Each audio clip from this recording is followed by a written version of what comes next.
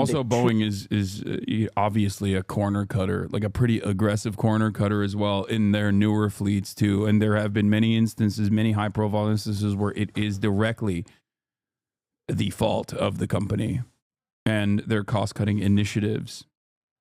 But the initial suspicion is a bird strike.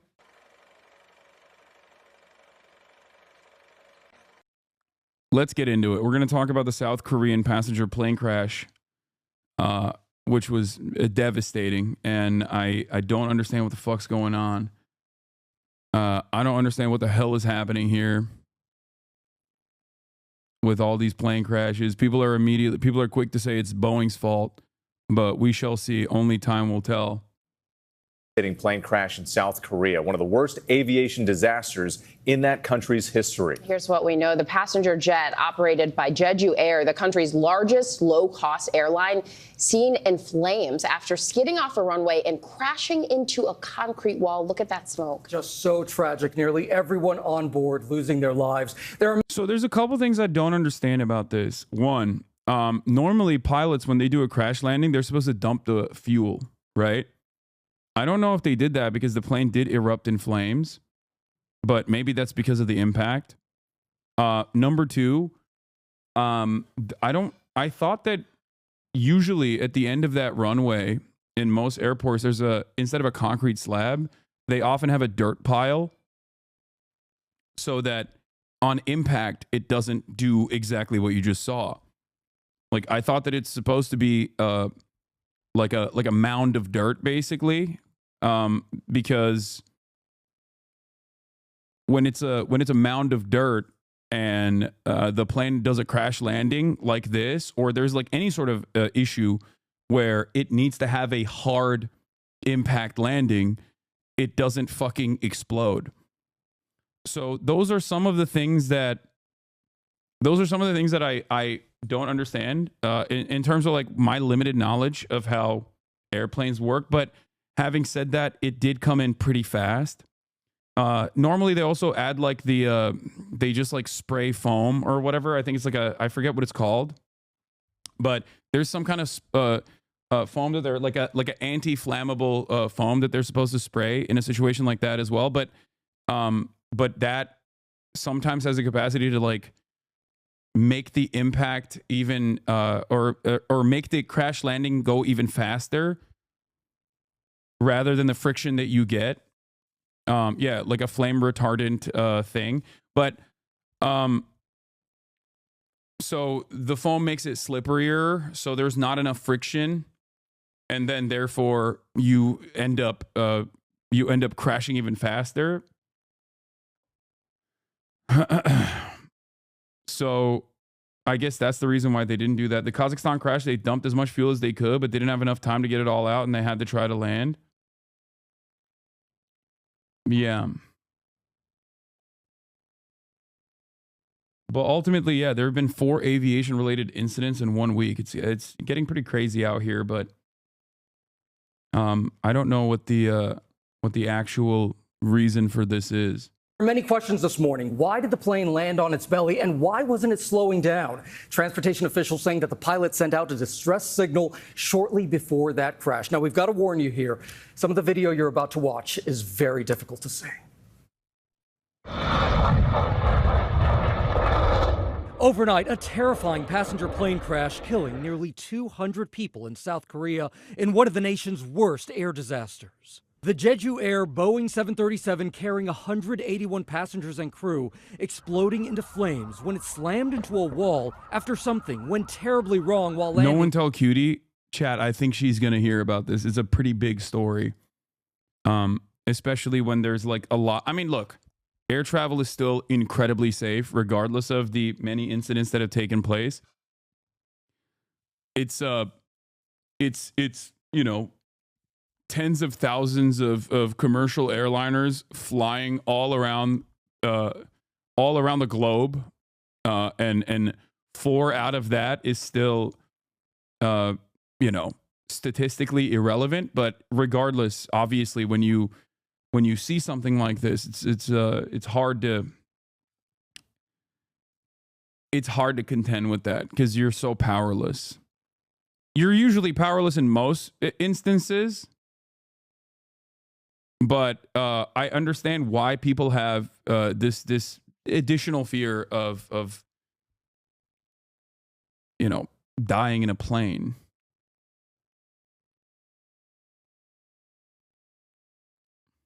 At Muan International Airport. Smoke billowing into the air, cameras capturing these images near the crash site. At least 177 people killed in the disaster, and that number is expected to rise, with officials saying nearly everyone on board is presumed dead. The families of the passengers on board gathering in an airport lounge distraught as fire officials read the names of the victims. Jeju Air's CEO expressing his deepest apology and accepting responsibility for the crash as the company's top executive. In the video, you can see that the 15-year-old jet landed without its landing gear deployed. The plane landing on its belly at a very high speed. Like that concrete wall, like I don't understand. It's a very long runway from what people are saying in the chat.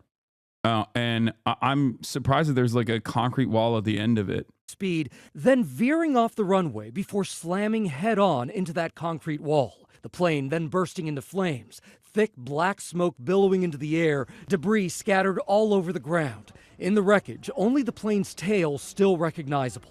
Local transportation officials saying before landing, the control tower issued a warning of a bird strike, and the pilot sent a distress signal immediately afterwards. Just a minute later, they say, the pilot issued a mayday and tried landing the plane. It wasn't a wall, it's a guidance system. Yeah, it looks like there were antennas on top of the wall, so I don't know. Emergency crews rescuing 2 crew members. In a statement, Boeing saying, "We extend our deepest condolences to the families who lost loved ones, and our thoughts remain with the passengers and crew." And there is still a lot that we don't know here, but we did learn that this particular plane had diverted to Seoul yesterday while on the way to Beijing, but it's unclear why it diverted. We also know that Jeju Air has a very strong safety record as a South Korean low-cost. Yeah, that's the other thing. Like the Jeju Air is like the southwest of South Korea, but like they have from what I understand, they have a pretty fucking solid safety record. Like they have a pretty solid track record. Carrier. There was just one other incident almost 2 decades ago when a plane overshot a runway. Only 6 people had minor injuries then. Joining us now is ABC News contributor and aviation analyst John Nance. John, thank you so much for being here this morning for this very disturbing story. Based on what we've seen so far, what do you think happened? We've got a mystery here, Gio. There's no question about it. You don't land with your landing gear up if you have time to put it down. There's an alternate method, even if you've lost all hydraulics. So why did they land with the gear up? Was it a situation where they had another emergency that we don't understand yet in the cockpit, or was there something else, including just forgetting to put it down in the middle of an emergency? John, another thing that we notice here in this video is that the plane just isn't slowing down, even when it's landing on its belly. Some airports have those crush pads at the end of runways to slow them down. Is that something investigators are going to look at here? They will look at it, and they'll look at the application of that worldwide, for that matter. But the problem is, with a crush pad, you still got to be aligned with the runway. If they veered off, which appears to be the case, they would not necessarily have gone into a crush pad if there'd been one at the end of the runway. And John, something else that we've seen in this video, the plane hit that wall, and that's that very disturbing moment that we see that was captured there. It's very possible that the plane would have been fine if it hadn't hit that wall. Why is that wall even there? That's a good question. I don't know why it's there, and I don't know where it is in regard to the center line of the runway. You don't want anything in the way of the aircraft as you're coming down a runway. And if you're landing gear up, there's no training for us as pilots in terms of how long it's going to take, how much extra time if you're skidding. Of course, you also don't have any directional control at that point after you drop the speed maybe under 100 knots. So a lot of questions here, and some of them are extremely serious in terms of future. And we know that Boeing is actually sending investigators there, of course, because this is one of their planes. When you look at this and you look at Boeing and people look at other Boeing incidents earlier this. Whenever this stuff happens, immediately, because there's so many moving parts, because there's so much division amongst like different parts, everybody starts pointing the finger of blame at other places immediately. Boeing will say, "Oh, it's pilot error." Pilots will say, or the airliner will say it's Boeing's issue. We don't know yet. We have no idea. There will be an investigation, obviously, and it's not even a Boeing we investigated ourselves and we found ourselves not guilty type situation at all. I don't think it works like that. It doesn't work like that at all. It's there is going to be government investigations. Usually this is one of the things that like the entire industry would collapse if there was an air of like if people thought that this was commercial air traffic was unsafe, then the entire industry would fall apart. Do you understand? Which is precisely the reason why, in order for this industry to continue operating, they have to be as careful as possible. Now, obviously, having said that, capitalism does have a tendency to cut corners. And we've certainly seen that with many of the Boeing-related incidents. There's also the other side of things. I'm not speaking for Korea when I say this, but specifically in America, there have been many initiatives from for-profit commercial air travel companies that want to limit the number of people that like limit the number of pilots, for example, to reduce the number of pilots from 2 to 1 pilot specifically, which is devastating and very scary. You have to have a million redundancies in order to make sure that this process is as safe as possible. It's something that the unions have been able to push back on. So it's yet another instance where labor power is incredibly important in protecting people.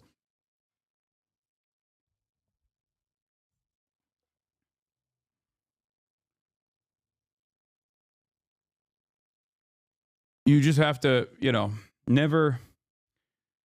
can't overlook the interest of profiteers in cutting corners, even if it's at the cost of human lives and the cost of safety and then the cost of like long-term profit loss too. Because like I said, if people are fearful of flying because these incidents keep happening over and over again, you're not going to have as many people willing to travel. Once there is once this boundary is broken and people, like masses get terrified of flight, they're going to, these industries will fall apart.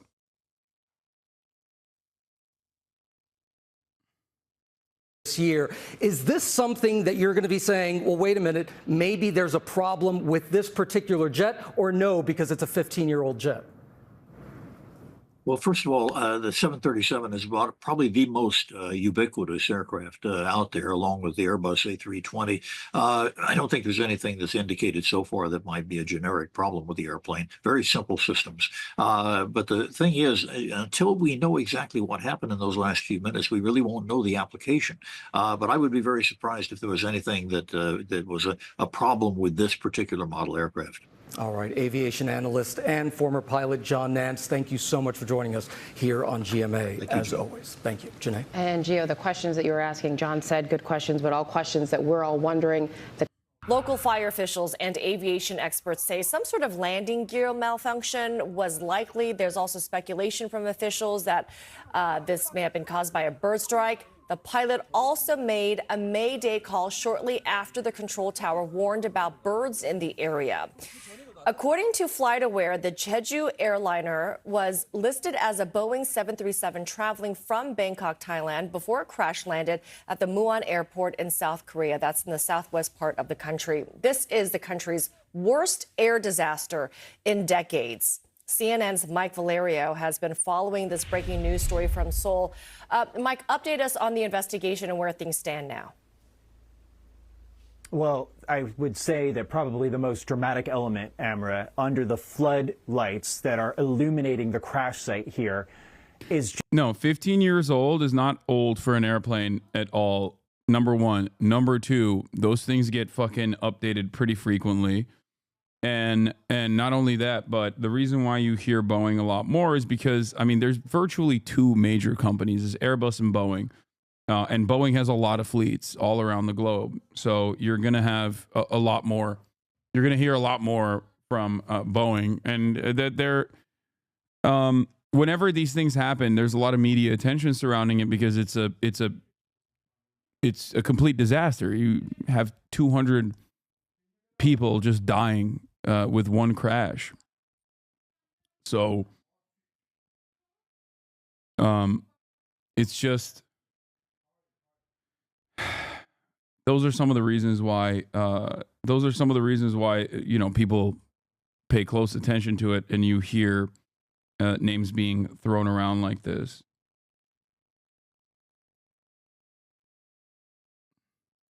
Just the urgent effort to try to find. Also, Boeing is obviously a corner cutter, like a pretty aggressive corner cutter as well in their newer fleets too. And there have been many instances, many high-profile instances where it is directly the fault of the company and their cost-cutting initiatives.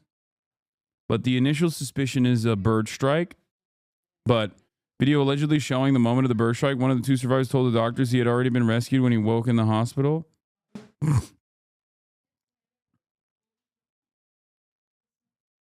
But like, even if one bird is capable of taking out one of the engines, I mean, there's still so many extra questions here as to like why the fucking landing gear didn't why didn't they bring out the landing gear? Did it, because it's not supposed to affect the landing gear.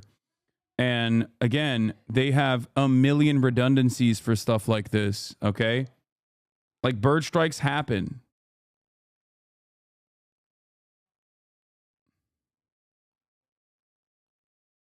Like, bird strikes happen. They fly around. You know what I mean? It's not supposed to impact the flaps. It's not supposed to impact the landing gear. There's also a second engine. Like, planes are incredibly safe. As far as like the million different redundancies built into the process, like, and what pilots are trained on, they're basically, Austin is saying, call me on Discord. Oh, hell yeah, Austin is around. Okay, great. I think it's important to hear from an aviation safety expert here in times like this. So I will be calling him right now. Okay.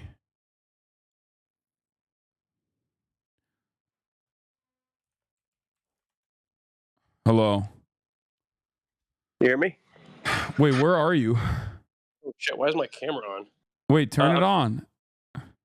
Well, no, I'm at the. Well, I'll get in my car first. Let me get in my car. Okay, get in your car and put it on horizontal, and then turn your camera on. Okay, hold on. Just a second. Boeing's number one PR person? No, neither myself nor Austin are going to defend Boeing unless it's something that is defensible. But I think Boeing here. All right, nobody's defending Boeing. Let's see. Oh shit! Hold.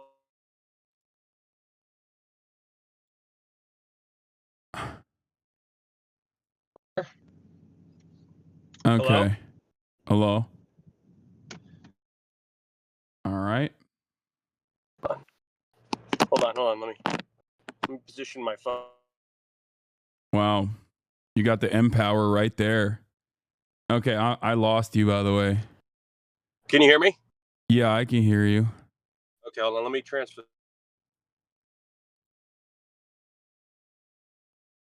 Boom. Boom. Okay. Well, I'm joining you from my satellite phone. Here at the scene of the crash, I flew out immediately when I saw it. Okay. Let's not. Dude, 200 people died. Let's not make. Let's not. No, look. Here's the deal.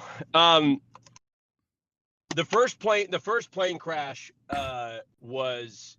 Have you covered the first one in Russia? Yeah, I mean that one is very clearly the work of.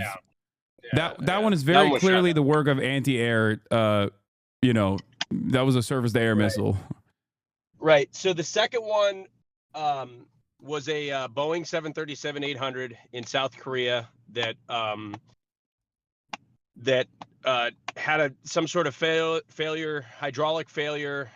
This is all speculative for the record, but this is what I think happened. Had some sort of hydraulic failure that led to the loss of the ability to put down the landing gear, which led to the pilots having to do a belly landing. Now, obviously, a hydraulic failure is not a unique to Boeing thing. A hydraulic failure could happen in any aircraft. I'm not trying to defend Boeing. I'm just saying the obvious. So, like, because I don't think it's productive to be like, oh my God, you should be terrified to fly. Because I don't. This is what often happens with these disasters. Yeah. Is, you know, think people, you shouldn't be scared to fly. It's still very safe. You're hearing about it on the news because it is so rare. That being said, there was a hydraulic. I think there was some sort of hydraulic failure that led to the landing gear not being able to come down, which led to the pilots having to do a belly landing. Now, if you see in the video, I don't know if you've seen the video, but if you see in the video, there was the flaps were up, which means that like they weren't retracted. Usually on a landing, you have your flaps down. The pilots either made the decision to not to have the flaps up, or that was a part of the hydraulic failure, because you need hydraulics to bring the flaps down. And if they're the same system that's tied to the landing gear, I'm not sure how that actually works. But if that system was affected, then they wouldn't be able to bring down the flaps. The other thing I was thinking about is if maybe, but there's a backup. There's always a backup. Yeah, there's always redundancies, but I mean sometimes those also fail. I don't know what obviously I would imagine the redundancies also failed, which is why the landing gear wasn't able to come down, nor were the flaps. There's someone in the chat that's also saying this: the landing gear can deploy via gravity, which I'm pretty sure that's the case, and they also deploy it early enough that they can go and try a second approach, which they didn't. Yeah, so I mean, so that's the other thing I'm going to get to. I don't want to, obviously, rest in peace to. I think the pilots probably perished in this if they were at the brunt of the impact. Yeah. I don't want to speculate to their skill or lack thereof or whatever, but I do think based on the first photo or the video that I saw, and I don't know if was it their first or second attempt. I don't know if they did two attempts. Did they do two attempts? I don't know. The chat is saying this is their second landing attempt. Yeah. Yeah. Okay. So and did they, and ask the chat, did they have two working engines on the second attempt? Because I heard from somebody they were on a single engine. Regardless, they were capable of going around. And on the second attempt, I don't know if you saw this, but if you're coming in, so if you're flying in, what the pilots would be trying to do is get the aircraft at as low of a speed as possible when they touch the ground. And you can kind of see that as they're coming in. So what they're going to do that is they're going to lift the nose up and almost get the aircraft to a point where it's basically stalling. So it's like essentially at a very, very low airspeed, and you're just like touching the ground. The plane is incapable of any lift whatsoever. But what ended up happening is it backfired and they drifted too far down the runway. So when they actually touched down, they only had half of the runway left. And I believe this was like a 9,000-foot runway, which is a relatively short runway. I mean, it's not the shortest. For reference, LAX has between a 10,000 and 12,000-foot runway. Burbank has a 6,000-foot runway. So it's not like exactly the Burbank, California, that is. So it's not like the shortest runway in the world. But still, you use up about half of it. Maybe let's say there's 4,500 feet left. You don't give yourself that much of a chance to stop, especially when you don't have flaps and you don't have any. There's no you have no landing gear, so you have no brakes. So I think that in hindsight, obviously that's probably an error. They probably should have tried to go around again. But again, I don't know how much fuel they had on board. I don't know if both engines were working. There's a lot of things we don't know. So it's easy to sit here and say, okay, they should have gone around when maybe they were also having a fuel emergency. Somebody mentioned, what's the airline called? Jeju Air or something? Jeju, yeah. Yeah, Jeju Air is from what I understand, is a low-cost carrier, and a lot of low-cost carriers encourage their captains to take minimum fuel. And so they may have had a fuel emergency. So there's a lot of things that we don't know, but based on what we see, I think of the things we're most confident in, it's probably some sort of hydraulic failure. And the pilots definitely overshot the spot of the runway in which they should have come down in. So that's what I would say, based on just what I would say. The other thing is, I really don't think this needs to, again, and this is not in defense of Boeing, okay? Because I have no horse in the race when it comes to Boeing, but this shouldn't make you fearful of flying. This shouldn't be a conversation about you shouldn't feel safe to get on an aircraft. Yeah. That's what I'm trying to encourage, because what the media is going to do is you're going to see a lot of every aviation related incident is now going to be reported. Yeah. So from engine failures to bird strikes to things that may happen more frequently than you know will be big media stories, because they're capitalizing on clicks and the fear that you have of flying. So that's what I would say about that. Yeah, no, for sure. So overall, what's your personal speculation on the matter? What do you think is the likely scenario? Bird strike an engine, and then they just maybe fail to deploy the landing gear manually? Well, so I saw the bird strike. So is a bird strike a factor in this? Because I saw a video of a bird strike. Mm-hmm. And if there was a bird strike, then they're working with one engine. And so you can still go around with one engine. You can still fly on one engine. It just makes it harder. I mean, I don't know if you and I flew. So Hassan, this is the 737-800 is the plane that you and I flew in, the simulator. Yeah. That is the plane that we flew. And we were able to do a single engine. We were able to fly it with the single engine. So it is possible. And you are also able to fly without hydraulics, but I don't know what degree. It's really hard to speculate because we don't know to what degree the failure impacted the systems of the aircraft. So in my heart of hearts, I want to assume that the pilots did everything that they could, and they're experts. And I mean, they had thousands of flying hours, so I imagine they did everything they possibly could. But I would speculate that, the reason for the overshoot was the fact that they sort of glided it, down half of the runway and ended up, not going around. But they may not have been capable to go around. So it's hard to sit here and be like, they should have gone around. They may not have had enough fuel, or something like that, because it's pretty obvious to go around at that point. You're halfway down the runway. You know what I mean? And why do you think there was a giant concrete wall at the end of that runway? I don't know if it because it was doing a belly crash landing, that maybe it just went out of control and got off the runway. But I thought that normally it's supposed to have a dirt mound at the end of that runway, so that what we saw with that initial impact explosion is not supposed to happen. Is the Boeing plane that we're talking about, does it have the capability of dumping fuel? And is there a reason as to why they didn't?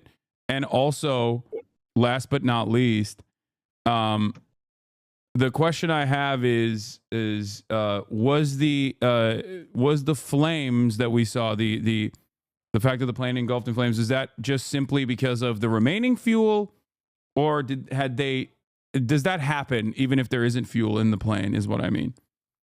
I mean, I think it happens regardless. There's as far as I'm aware, I think that even if the plane doesn't have any fuel, I think it's going to explode. There's a lot of other things that could blow up. I have no idea. Honestly, that's outside my realm of expertise. Let me start with your question about the wall, the perimeter wall. I imagine it just depends on the airfield.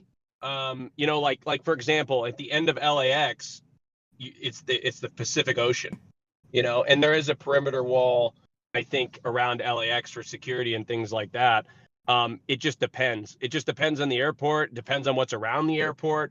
sure some airports have like probably dirt mounds. Like if you're looking at like an airport like Denver's out in the middle of nowhere. And so you just don't, I'm sure there's not as much of a requirement for some sort of perimeter wall. There's a Boeing 737 pilot in the chat says you can deploy flaps with an electric motor as backup, and the gear hydraulic system A is not connected to the flaps. Hydraulic system B, and no, they can't dump fuel on the B 737. You can't dump fuel on the 737? Huh. That's what he's saying. News to me. I guess he's a pilot, so I obviously don't know. I guess you can't, but you can burn fuel off. Yeah, you would. Yeah, no, they do not. It says that Boeing 737 all models do not have Boeing 737 all models, the DC-9, MD-80, Boeing 717, and the A320 family, and various regional jet aircraft do not have fuel dump systems installed.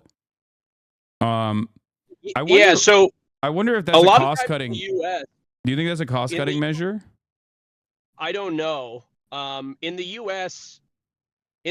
though, I've heard of like various failures and things that occur, and you need to like have an emergency landing. And a lot of these planes will fly in circles for like hours. I mean, I don't know if you guys remember in the mid 2000s, there was a JetBlue flight that had a landing gear that came down, and it was the front landing gear was twisted. It was like a huge like live. It was broadcasted live. And I think they flew around for a long time to burn all the excess fuel. So I think typically instead of if you can't dump it, this is what they would do. But I think the problem is they may have been on one engine. So I don't know what the procedures of the given airline would be. But like if you're having one engine, you got to land as quickly as possible. I don't know. Maybe that's the procedure. Hey, Hassan, I got to turn my camera off and I just got to go to audio. Okay. I got to. 1 second. You got to start driving? No, it's all good. I mean, we don't have to take up more of your time. I'm going to go back to the CNN experts. If you hear something that I'm talking about that you have input in, you can hit me back. But one thing I can say, and the Boeing pilot should back me up on this. Don't fall for this is some sort of, I'm not a Boeing. Look, I'm not in the pocket of big Boeing. Okay. But I just am so annoyed. It's not even about defending Boeing. It's the fact that it's just not a productive conversation to have until we know all the facts. The Boeing 737 has been in service for like over 30 years in different variations. Yeah. So like it's not the MAX plane was a new variation that had a lot of problems, and Boeing should have to pay for those issues. But like the Boeing 737 as a plane has been a very like try and true safe plane over many generations. So like I don't think like this is reason to like not want to get on a Boeing plane. There's a lot of other factors at play here. Anyway, that's all. All right. Well, thank you so much, Austin Show, a resident pilot / not aviation. in the pocket of Boeing. In fact, I prefer to fly Airbus. Like actually fly. Resident Boeing defender in the pocket of Big Boeing.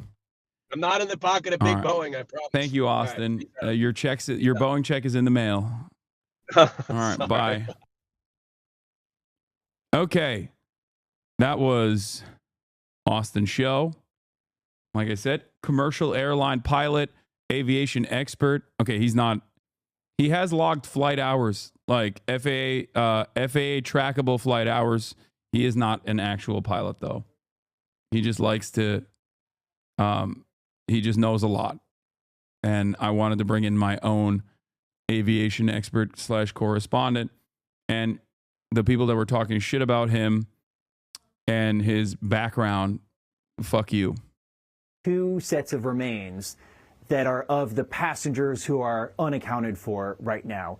I'll tell you, we've had such a whiplash, chain of events as we followed this story throughout the day here in South Korea. And there was so much hope, Amra, as you mentioned, after the 2 people were found, the survivors in the back of the plane, the 2 crew members were rescued and made it out with their lives. There was hope from a whole host of emergency responders that perhaps a third or a fourth person could be found alive as well. But that hope quickly diminished after the noon hour here in South Korea. So what's happening right now? The 2 survivors are being moved to hospitals here in Seoul. We don't know their exact conditions as of yet, or if they've been able to speak to investigators. But what they have to say will be critical, because the voice and data recorders that comprise the black boxes of this aircraft have both been found. So when you combine those 2 elements, plus the 2 survivors, that could paint a more accurate picture, because there are elements that are in tension of just what happened here. And what we mean by that is we have a whole slew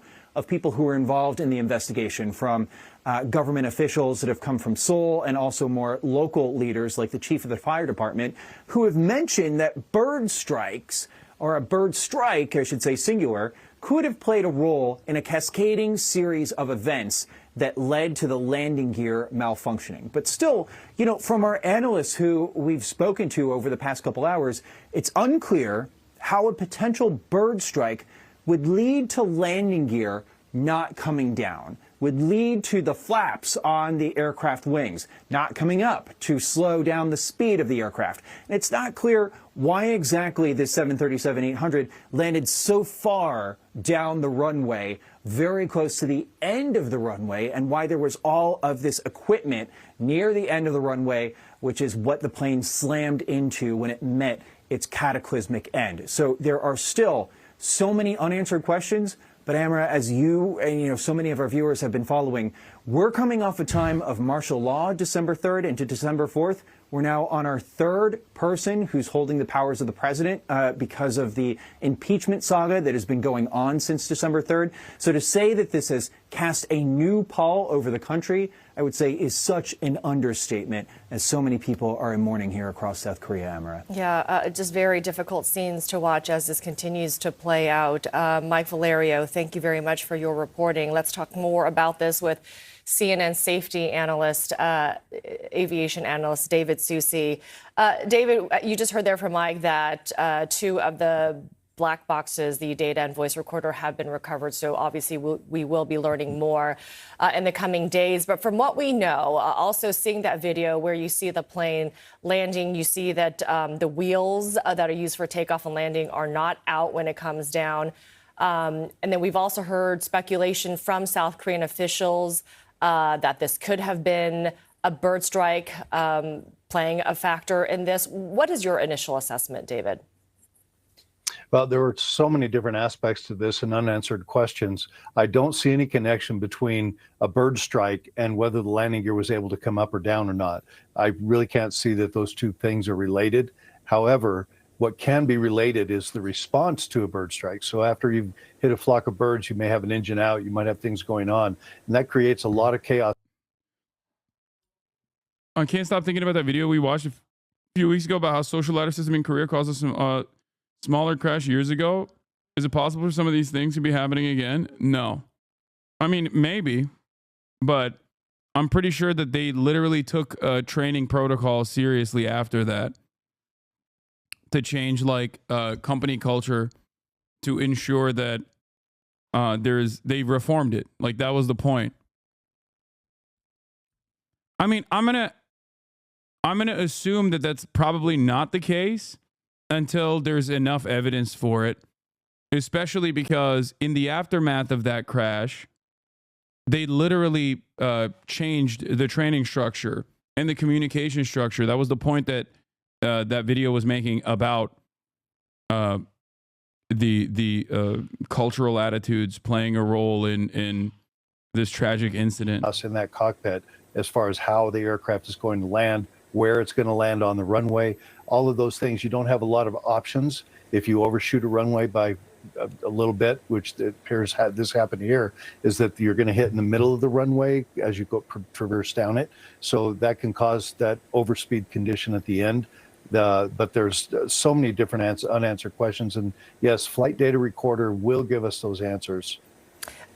Also, the fact that there was equipment at the end of this runway. What you see is this plane landing. It's careening on its belly, and then you see that it strikes navigation equipment there on the runway, hits a wall, and then bursts into flames. I mean, why is there equipment there on the runway?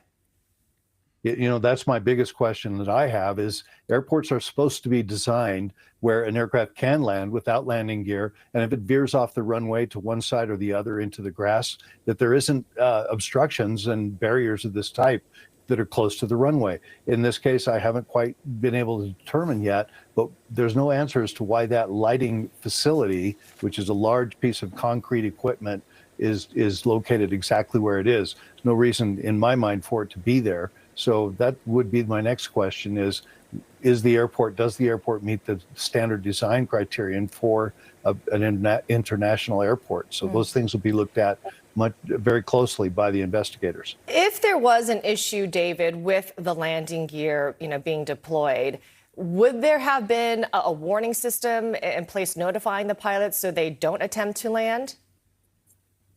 Yes, there is. It'll say gear up, to make you remind yourself to bring the gear up as you have a proximity warning to the ground. So they would have gotten those notices. But by the time you get that, if you are in this situation, and let's say, for example, you come in to land, you don't have another engine, you can't make a go around and try it again. So even though you get those warnings, by the time you get the landing gear down in the position that they were in, you wouldn't have time to get them fully extended. So that may be the problem here, is that they didn't have time to make a go around and assure that the gear had been lowered properly. David, it's remarkable that we're talking about survivors in yet another plane crash here. 2 survivors, we understand they are crew members who were pulled out of this plane. They were apparently found in the tail of the plane. And I want to ask you this because we've been talking about, I think it was the Azerbaijan airline where you had survivors as well, the plane that was apparently... yeah, it's the safer part of the plane is the back side of the plane, usually. The closer you are to the tail,